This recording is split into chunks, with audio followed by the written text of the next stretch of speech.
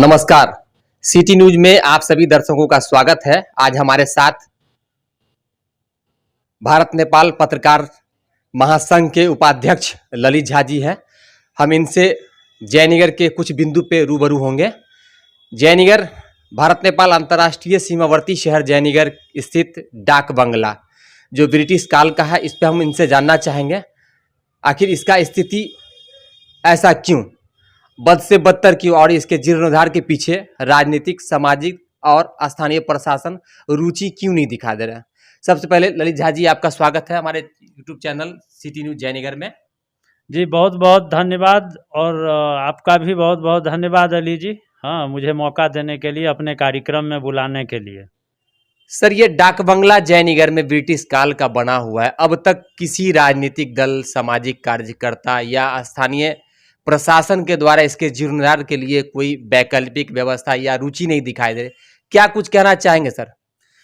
देखिए, इसमें दो बातें हैं अली जी, मैं कहना चाहूँगा। एक तो ये डाक बंगला जो है सो इसका इतिहास बहुत पुराना, बहुत प्राचीन है, और संभवतः ब्रिटिश कालीन यह जो ढांचा है वो तो अब भग्नावशेष में तब्दील हो गया है, लेकिन इसका इतिहास बहुत प्राचीन है। और तब से मुझे जहाँ तक पता है, इसमें जब माउंट एवरेस्ट पे जो प्रथम फतह करने वाली थी Edmund Hillary and Tenzing Sherpa, तो एडमंड हिलरी जब माउंट एवरेस्ट पर चढ़ाई करने के लिए जा रही थी नेपाल, तो इसी जयनगर के रास्ते वो नेपाल जा रही थी और इसी डाक बंगला में रुकी थी। रात्रिकालीन विश्राम उनका यहीं हुआ था।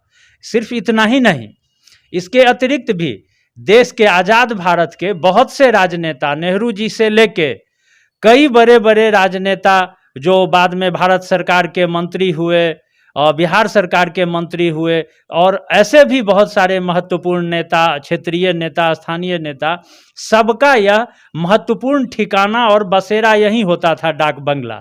कभी इसका बहुत अच्छा स्थिति था, नेताओं का पसंदीदा स्थल यही हुआ करता था, लेकिन कालांतर में सो यह अब धीरे धीरे उपेक्षित होता गया। और आलम यह है कि अब सिर्फ खंडहर ही बचा है अली जी।